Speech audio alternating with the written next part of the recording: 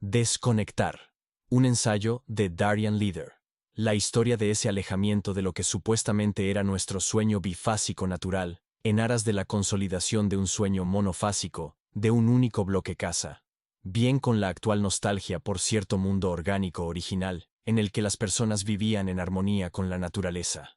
Pero la realidad no es tan simple. Es muy posible que la imagen que Thompson se hizo de una sociedad agraria orientada a tareas y no tanto a horarios, fuese más una ilusión suya que una realidad. Y no cabe duda de que infravaloró la importancia que tenían ya los horarios en la vida humana, a comienzos de la Edad Moderna. En su estudio sobre esa cuestión en la Inglaterra de la Baja Edad Media y la Edad Moderna temprana, Paul Glennie y Nigel Thrift muestran que, mucho antes del inicio del periodo industrial propiamente dicho, la vida diaria estaba ya llena de marcadores temporales. Los centros de culto religioso, las escuelas, los mercados, los gremios y los acontecimientos deportivos obligaban a marcar unas horas del día, como también lo hacían las redes postales y de transportes, en plena expansión por entonces. El alquiler de coches de caballos, por ejemplo, se cobraba por la duración del servicio, más que por la distancia recorrida. Del mismo modo, cabe cuestionar la idea de que la sociedad agraria estuviera regida puramente por el ciclo del día y la noche. Después de todo, aquellas sociedades no fijaban sus relojes simplemente al compás de los amaneceres y de los ocasos, pues, por ejemplo, según la época del año, los labradores se levantaban a las 3 de la mañana para poder terminar antes del mediodía la cosecha de la jornada. Algunos cultivos no pueden recolectarse bien a partir de esa hora, pues en ese momento sus hojas se vuelven más pegajosas e inmanejables. También hay otros que no pueden cosecharse a primera hora de la mañana, debido a la presencia de rocío. La próxima vez que nos imaginemos al trabajador agrícola, despertándose feliz con la salida del sol y el canto del gallo, trabajando unas horas en el campo, y más tarde, disfrutando de un sueño reparador, deberíamos recordar que los gallos cantan varias veces durante la noche, y señalan así diferentes amaneceres, y que, al término del día, son muchas las otras formas de trabajo que todavía quedan por hacer. Desde tratar los cultivos y hacer reparaciones, hasta hilar, tejer, cocinar y limpiar. Cientos de años antes de la iluminación artificial, el trabajo se prolongaba hasta mucho después de que se pusiera el sol. No pretendo con esto minimizar la importancia de los efectos de la industrialización, la luz artificial y la nueva ética del trabajo que acompañó al capitalismo temprano, y que sin duda influyeron en el modo que las personas han tenido de experimentar el tiempo desde entonces, sino solamente poner en entredicho la idea de una armonía del mundo agrario, previo regida por el ciclo del día y la noche. El crítico Jonathan Crary tiene la bella teoría de que el capitalismo no es compatible con la rotación de la Tierra sobre su eje, pero que tampoco lo era el precapitalismo.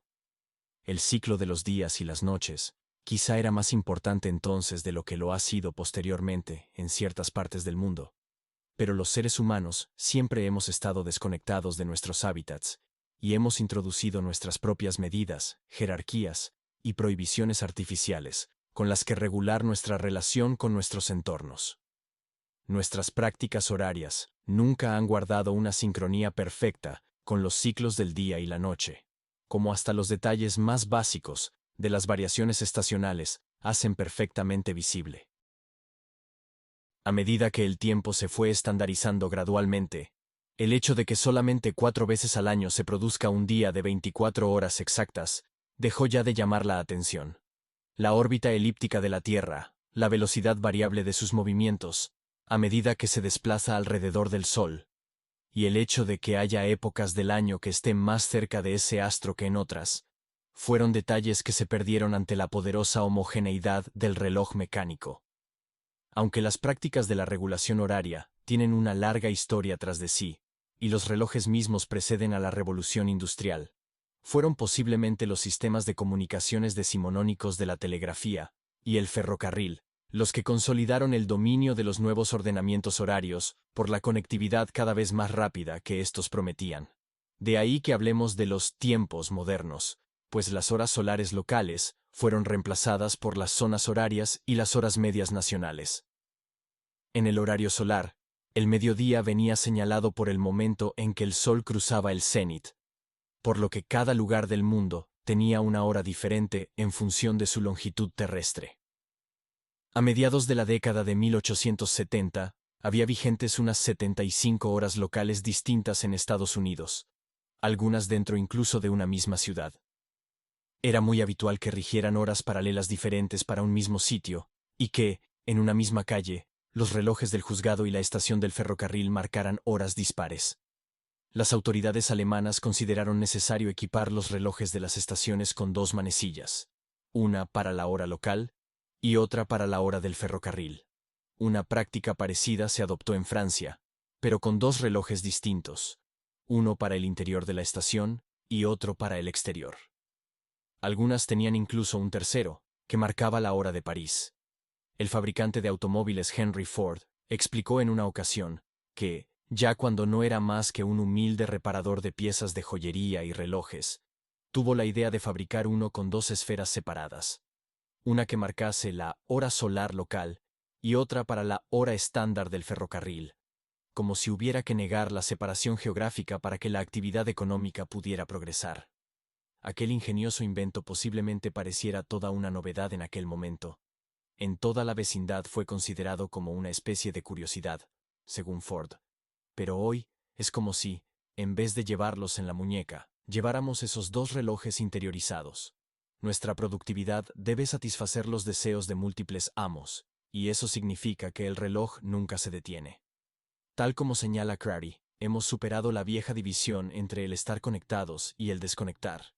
En el mercado actual, y de hecho, en nuestras vidas personales, ya no existe un estado real de descanso. Tanto es así que debemos generar nuestras pausas artificialmente y pagar dinero por tenerlas.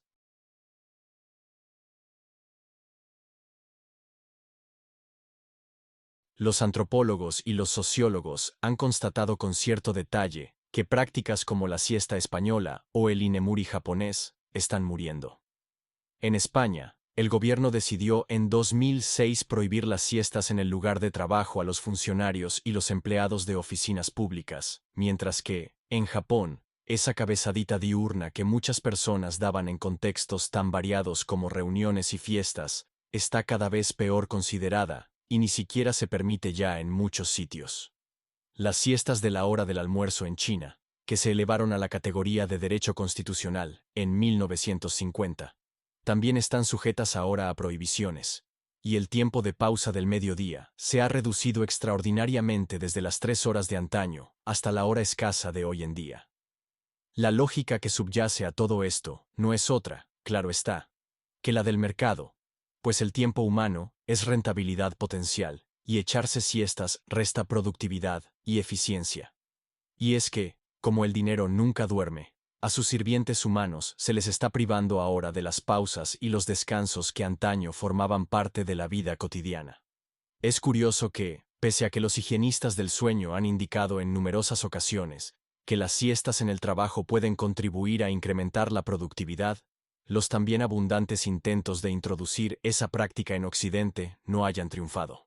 Empresas como Pepsi, IBM y Pizza Hut han organizado cursillos sobre cómo echarse una siestecita de 15 minutos, y han experimentado con esa posibilidad, reservando para ello espacios como cápsulas y áreas especiales para el sueño, iluminados con luz tenue y plantas frondosas. Algunos libros populares, con títulos como Sleep for Success, Duerma para tener éxito, o The Art of Napping at Work, El arte de echarse una siesta en el trabajo, ponderan los beneficios de la cabezadita en el trabajo, y sus autores llegan incluso a predecir en sus páginas que ésta se convertirá en una parte más de la jornada laboral. Pero pese a esa retórica de bienestar, muchas son las iniciativas de ese tipo que han fracasado, y las compañías que se formaron en su momento para vender a las grandes empresas espacios reservados para dormir, se han ido yendo todas a la quiebra. A fin de cuentas, cuesta mucho, no ya cambiar unos hábitos de sueño establecidos, sino incluso liberarse de los incesantes imperativos que llenan un día de trabajo normal. Y ese imperativo que nos conmina ahora a echarnos una siestecita, solo parece uno más de ellos. Lo irónico del caso es que tanto ese sueño como su anulación sirven a un mismo señor, la productividad económica. En su brillante descripción de lo que él llamó looping, Erving Goffman diferenciaba el espacio social cotidiano y el de las instituciones totales, como las prisiones y los psiquiátricos. En la vida laboral corriente, sostenía él, somos capaces de encajar ataques a nuestra concepción de nosotros mismos como individuos, mediante expresiones reactivas dirigidas a guardar las apariencias. Osquedad, negativa a ceder, ausencia de entusiasmo, comentarios tangenciales negativos, malas caras, expresiones de ironía, etc. Pero, en las instituciones totales, los propios agentes que provocan esas respuestas defensivas en las personas atacadas son los que toman tales reacciones como blanco de sus siguientes ataques.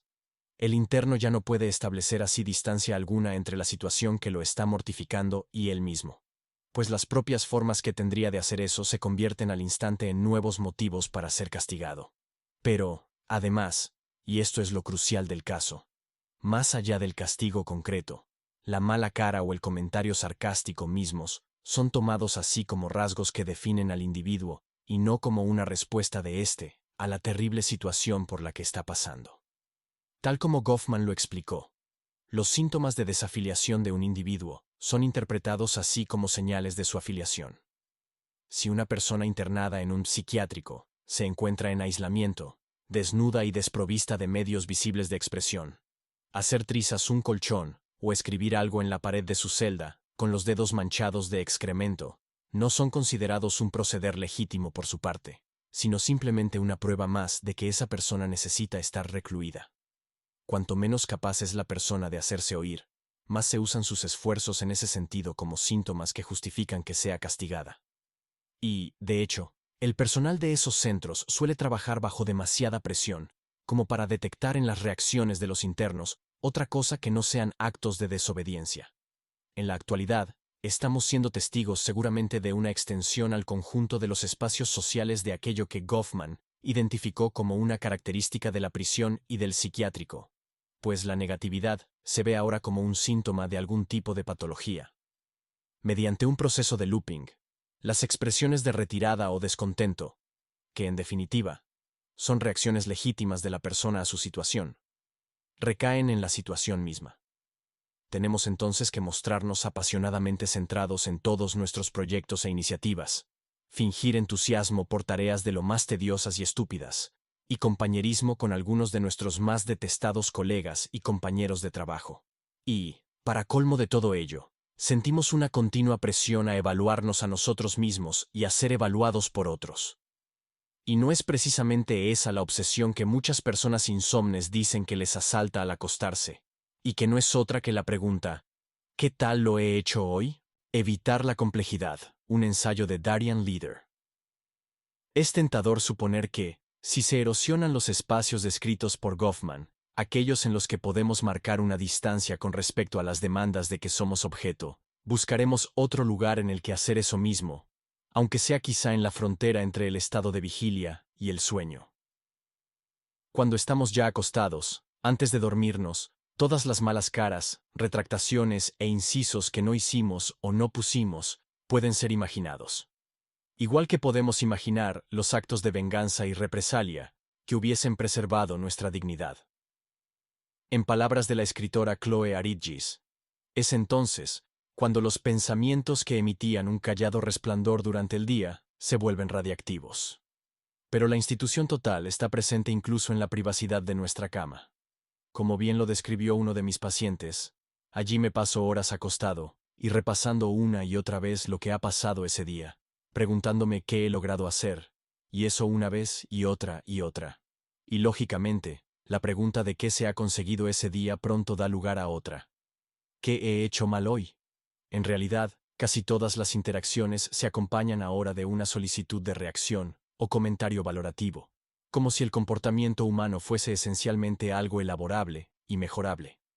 A menudo oímos que la inteligencia artificial, IA, nos plantea un grave problema en ese punto, pues corremos el riesgo de que las máquinas se parezcan cada vez más a nosotros, y de que, con ello, surjan nuevos peligros y amenazas. Pero, ¿no sucede justo lo contrario? Cuando echamos un vistazo a los estudios sobre IA que se hacían a finales de la década de los 40 y durante los años 50, nos damos cuenta de que todos trataban entonces de hallar el modo de que las máquinas pudieran no solo llevar a cabo una operación, sino también dar el crucial paso adicional de preguntarse, ¿Qué tal lo he hecho? Esa valoración o reacción tendría que ser incorporada al posterior desempeño de sus funciones. Pero, curiosamente, lo que entonces se consideraba que sería una función ideal en una máquina, se ha convertido ahora en base de partida para la vida humana corriente. Si las máquinas tradicionales se fundamentaban en el metabolismo de los motores, es decir, en la transformación de una forma de energía en otra, los llamados servomecanismos desarrollados durante la Segunda Guerra Mundial aspiraban a simular el comportamiento orientado a fines.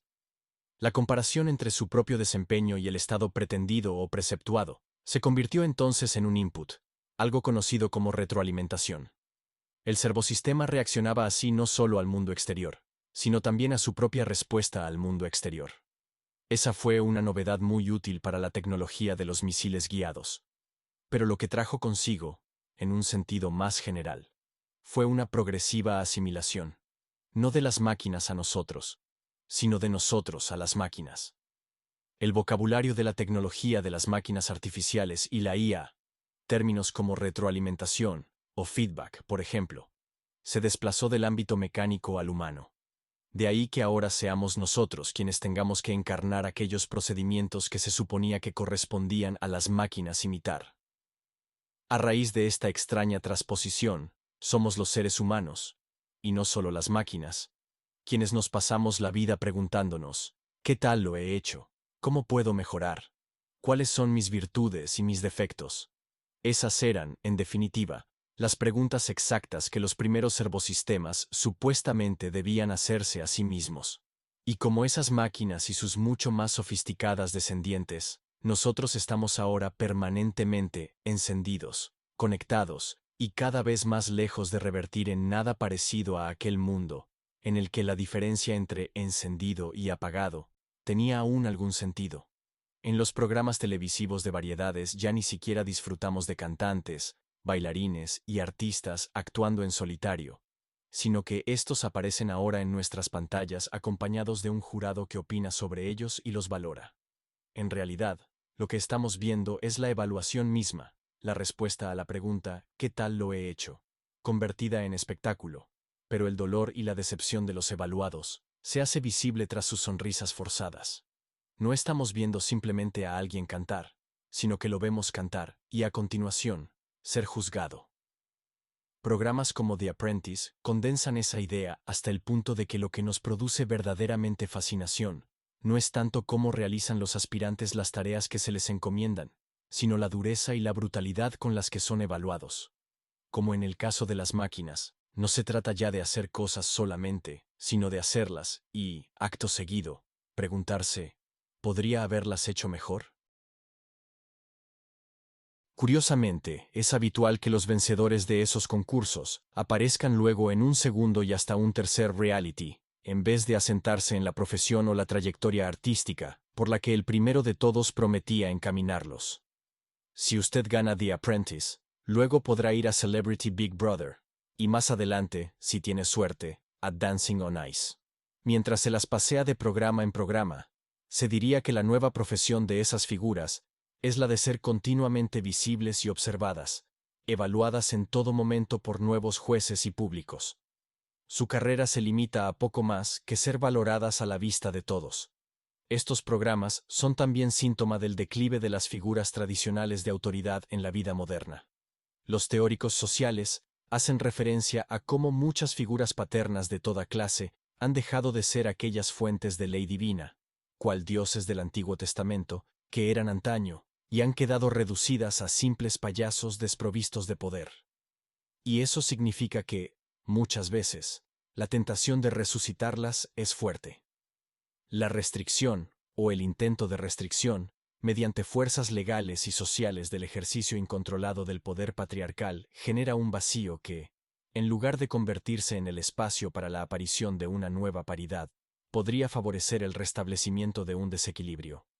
Ahora que la figura de autoridad va quedando más sometida a la ley, más incapacitada para ejercer poder sin la adecuada regulación y sin una validación externa, la vemos reaparecer en los programas televisivos, convertida en entretenimiento, humillando y degradando a los concursantes, haciendo lo que le place sin mostrar consideración alguna por el bienestar o la dignidad de nadie más. Pero al tiempo que la autoridad irracional es condenada en los medios, esto es lo que la audiencia elige ver, en una especie de retorno de lo reprimido transformado en un programa de variedades. La peculiar vuelta de tuerca a esa lógica se hizo evidente en la elección de Donald Trump como presidente de Estados Unidos. Trump debía buena parte de su popularidad a un programa de televisión, The Apprentice, en el que él ocupaba precisamente ese rol de figura autoritaria y caprichosa, trocado en entretenimiento. Pero su acceso a la presidencia del país resultó extraño e ilógico para mucha gente. Aquella extraña sensación de irrealidad que sintieron millones de estadounidenses indicaba que se había producido una inversión de un proceso psíquico previo. Se trató de algo muy diferente de lo que sucedió con la elección de Ronald Reagan, por ejemplo, un actor que llegó a presidente. A mucha gente le pudo parecer risible o chocante ver a alguien como Reagan en la Casa Blanca, pero no inexplicablemente extraño, como sí le pareció lo de Trump, quien asumió así el mismo papel que su personaje público en The Apprentice, que había funcionado como una especie de compensación sintomática. En este sentido, todas esas previsiones de futuro que nos muestran un encaje sin fisuras entre la vida humana y la tecnología, son correctas e incorrectas a la vez. No cabe duda de que se producirá una penetración creciente de la IA en la vida cotidiana y los servicios humanos, y también es seguro que ésta no encajará sin más, que habrá una fractura o una línea de falla básica entre nosotros y las máquinas. Un médico, por ejemplo, jamás podrá ser sustituido realmente por la IA, pero eso no impedirá que se invierta en el reemplazo de numerosos servicios médicos. La clave en este punto es reconocer que lo que eso significa no es que llegará una especie de momento iluminador en el que nos demos cuenta de qué pueden hacer las máquinas y qué no pueden hacer, sino que, muy al contrario, lo que tendremos será una presión en continuo aumento para que seamos como las máquinas. Y si, llegado el momento, no nos gusta el médico de IA, eso querrá decir que los que tenemos que cambiar somos nosotros, y no el doctor cibernético. Tendremos que parecernos cada vez más a aquello que el médico de IA esté capacitado para tratar. Podemos ver muchos de esos cambios reflejados en la literatura especializada en el sueño. En ese sentido, resulta muy sorprendente comparar las publicaciones científicas y populares de las décadas de los 60 y los 70 con las actuales. Aquellos estudios anteriores parecen sobrios y humanos, conscientes de las dificultades de la vida, mientras que mucha de la nueva ciencia del sueño da por supuesto que vivimos en una especie de mundo de fantasía, en el que las personas pueden llevar unas vidas ricas, plenas y satisfechas, en cuanto logran precisar cuál es su problema de sueño, problema que habitualmente se diagnostica en función de factores puramente externos, que son perfectamente modificables mediante un cambio conductual. Cuando me compro mi café matutino, siempre pregunto a quien me atiende en ese momento si se ha levantado contento y descansado, con ganas de empezar el día. Y nos reímos, porque la idea nos resulta absurda. Y sin embargo, esa especie de vida realizada es el supuesto que subyace a buena parte de la higiene del sueño contemporánea. Si el influyente libro, The Sleeping Pill, La pastilla para dormir, que Ernest Hartman publicó en 1978 nos decía en su página inicial que, hasta cierto punto, la vida es dolor y pena, Matthew Walker nos canta hoy en su obra, de 2017, Why We Sleep, ¿por qué dormimos?, las alabanzas de concebir al hombre como una especie de as de los animales, un ser superior a todas las demás bestias que obtiene de su sueño unos poderes únicos de racionalidad y creatividad. El sueño de movimientos oculares rápidos, REM, del que hablaré más adelante, fue lo que ayudó a que el hombre consiguiera su rápido ascenso evolutivo al poder, y pudiera constituir así una superclase social dominante a nivel mundial.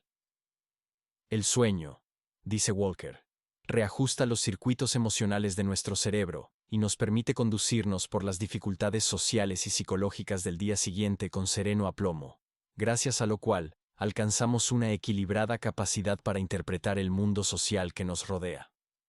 Si Gay Luce y Julius Segal iniciaban el insomnio, su gran éxito editorial publicado originalmente en 1969, diciendo que solo hay un modo seguro de huir del insomnio: no nacer. En la literatura más reciente sobre el sueño, ya no se deja margen a esa fractura o desencajamiento de lo humano. Hoy podemos leer que el sueño nos ha ayudado a convertirnos en comunidades humanas emocionalmente perspicaces, estables, muy unidas e intensamente sociales. Un diagnóstico que no cuadra con lo que veo en las noticias a diario, ni en lo que descubro acerca de la historia del mundo. Las nuevas presiones para vender ideas y papel, obviando las realidades de la vida humana, unidas al efecto del looping descrito por Goffman, implican que nos veamos forzados a hablar con el lenguaje del bienestar y a demostrar una positividad y un entusiasmo constantes. Si una persona no lleva una sonrisa en la cara, algo malo le pasa, y da buena fe de ello la omnipresencia de los emojis en nuestra vida diaria. La complejidad de las emociones reales se ha vuelto algo tan inaceptable en nuestro tiempo, que esas diminutas figuras de caricatura han ocupado literalmente su lugar, no solo en los mensajes de móvil y en los correos electrónicos, sino incluso en muchas de las disciplinas que se pretenden científicas. Si durante los años 20 y los años 30 se procedió a una deconstrucción de los conceptos darwinianos de la emoción que mostró lo absolutamente inadecuados que resultaban, en la actualidad son en realidad esos mismos conceptos los que se usan como plantillas o patrones en algunos experimentos científicos. En la vieja teoría decimonónica se postulaba que existían entre 6 y 9 emociones básicas, que se correspondían con unas expresiones fisiológicas específicas que se podían encontrar en cualquier cultura. La ira, la alegría y el asco eran así cosas reales que el rostro humano nos revelaba inequívocamente. Los antropólogos y los psiquiatras vinieron luego a contradecir esa teoría, diciendo que las expresiones formaban parte de los intercambios comunicativos entre las personas, y que, por lo tanto, estaban determinadas socialmente y conectadas con las expectativas y los supuestos propios del grupo humano en cuestión. Aislando a la persona y filmando luego sus expresiones faciales, no lográbamos revelar ninguna verdad más profunda sobre estas, ya que todos y todas interiorizamos los sistemas sociales con los que nos criamos. Seguimos llevando máscaras aun cuando estamos a solas. A un paciente en un escáner cerebral se le muestra una imagen de una cara sonriente o enfadada. El rastro de oxigenación sanguínea que ello deja en su cerebro se considera entonces representativo del estado de alegría o de enojo, respectivamente. Las señales empleadas pueden ser más sofisticadas, imágenes o palabras que se consideren molestas o agradables, pero la estructura viene a ser más o menos la misma. La expresión facial se entiende así directamente ligada a un número fijo de emociones innatas, conectadas con nuestra herencia evolutiva. Desde esa perspectiva, lo que las personas sienten no está vinculado con la particularidad de su propia historia individual, sino con ciertos elementos objetivos que se consideran plasmaciones de la bondad o la maldad. No es muy distinto, pues, del mundo de los emojis, en el que subyace la idea de que las emociones humanas complejas pueden ser tratadas como partículas discretas y, por lo tanto, segregadas perfectamente entre sí. El emoji le dice al receptor o la receptora, así es como me siento. Pero la vida real, y no digamos ya la literatura mundial y probablemente el conjunto de la cultura humana, nos muestra, sin embargo, que las emociones no pueden compartimentarse de ese modo, y que pueden incluso metamorfosearse y hasta fundirse unas con otras. Igual que el miedo y el deseo pueden oscilar cual polos opuestos equivalentes de un imán, es fácil que la atracción y el asco se igualen. La tristeza y la rabia, dice una persona analizada, son una misma cosa para mí, no encuentro la diferencia. El miedo, dice otra, se convierte en deseo sexual. Me siento desolada y liberada, dice otra a propósito de la muerte de uno de sus padres. ¿Qué emoji deberíamos usar en esos casos? Hace tiempo que los antropólogos han mostrado que las emociones forman parte de la conducta social, y que se experimentan y adquieren sentido a través de nuestras interacciones y nuestras relaciones con otras personas, y que además se organizan mediante patrones culturales de expresión. Los atletas olímpicos que se alzan con una medalla de oro, según ha señalado la historiadora del afecto Ruth Leis, muestran muchas expresiones durante las ceremonias de entrega, pero solo sonríen cuando interactúan con el público y las autoridades, lo que demuestra que la sonrisa no es una respuesta natural programada de antemano que indique una emoción subyacente, sino algo que viene determinado por la interacción social. ¿Por qué este retorno ahora a nociones que habían quedado refutadas ya mucho tiempo atrás? Según Leis, Es algo que casa muy bien con el moderno imperativo de interpretar a la persona a través de señales corporales, como si una expresión facial fuese la copia impresa de un estado interno específico. Los observadores entendidos pueden acceder así a la verdad interior de una persona mediante un acto de interpretación, como si tal cosa fuese independiente de toda ideología o significado. Las emociones mismas se convierten de ese modo en productos susceptibles de ser detectados y distinguidos unos de otros, mercancías que requieren de una diferenciación y una valoración precisas. A comienzos de la década de los 90, yo daba clase en una universidad parisina cuando Disney estaba a punto de inaugurar un parque de atracciones junto a la capital francesa. La empresa se puso en contacto con nosotros para que hiciéramos llegar a nuestros estudiantes su amplia oferta de nuevos empleos a tiempo parcial, consistentes esencialmente en recorrer las instalaciones sonriendo y saludando a los visitantes. Si por entonces aquel rostro de alegría todavía se pagaba, hoy es simplemente ya algo que se espera por defecto de todos nosotros. Lo que antes se consideraba una representación teatral remunerable es ahora el mínimo exigible de partida para casi todas las actividades humanas.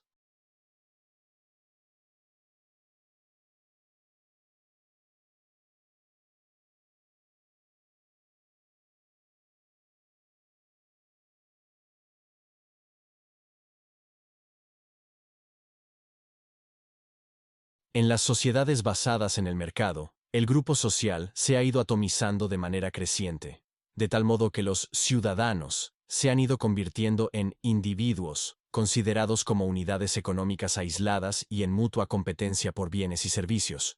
Y la psicología académica del siglo XX, y ahora del XXI, ha ido suministrando un puntal en el que apoyar esa transformación. El sujeto humano ha dejado de ser una parte de un grupo social, con responsabilidades y deberes para con el colectivo, y ha pasado a convertirse en un agente autónomo dotado de derechos y definido por objetivos instrumentales unidimensionales, como la búsqueda de riqueza, felicidad, éxito y salud. Si durante siglos la psique humana se había caracterizado por el conflicto interno, entre razón y emoción, entre la voluntad y la educación, entre el yo y el inconsciente, ahora es como si el alma estuviera libre de todas esas contradicciones, y no aspirara más que a un simple e inequívoco fin. Basta con comparar, una vez más, la literatura especializada en el sueño que se publicaba en los años 60, con la que se publica actualmente. Luce y Segal escribían que la persona que no logra dormirse por la noche no es para nada distinta de la persona que ha bregado y luchado todo el día. La misma personalidad que ha amado y ha odiado, que ha reído o ha llorado, y que ha ido dando bandazos entre la tranquilidad y la inquietud. Pero en el universo de muchos higienistas del sueño contemporáneos, han desaparecido las contradicciones. La vida, podemos leer en sus escritos, está regida por dos simples reglas que dictan la mayor parte del comportamiento humano y animal. Hay que apartarse de lo que hace que nos sintamos mal, y tratar de alcanzar aquello que hará que nos sintamos bien. Esto es ciencia en el siglo XXI. Las emociones que impulsan esa ley, nos dicen, son las que hacen que lo intentemos de nuevo cuando fallamos, las que nos mantienen a salvo de daños potenciales, las que nos animan a obtener resultados gratificantes y beneficiosos, y las que nos inducen a cultivar relaciones sociales y amorosas. En este extraño mundo unidimensional, es como si prácticamente el único lugar en el que alguien pudiera reconocer todavía que podemos aspirar a fines contradictorios, al éxito y al fracaso, a la riqueza y a la pobreza, a la salud y a la enfermedad, sea el universo de Star Wars. Esta franquicia cinematográfica juega con la vieja idea infantil de que todos llevamos dentro algo especial por descubrir, algo que allí llaman la fuerza. Pero lo más importante es que sus relatos giran en torno a esos intensos momentos en los que un personaje se encuentra dividido entre lealtades contradictorias como son la de esa fuerza y la del lado oscuro, como si la cuestión nunca llegara a zanjarse del todo, y la esencia misma de nuestro ser consistiera en esa terrorífica batalla entre tendencias opuestas. En el caso que hemos revisado antes, las ganas de dormir del paciente entraban en conflicto con su deseo de que le diagnosticaran y le reconocieran su insomnio. Centrándonos únicamente en una de esas corrientes, nos arriesgamos a ignorar la otra y a perder así la esencia de las dificultades de la persona.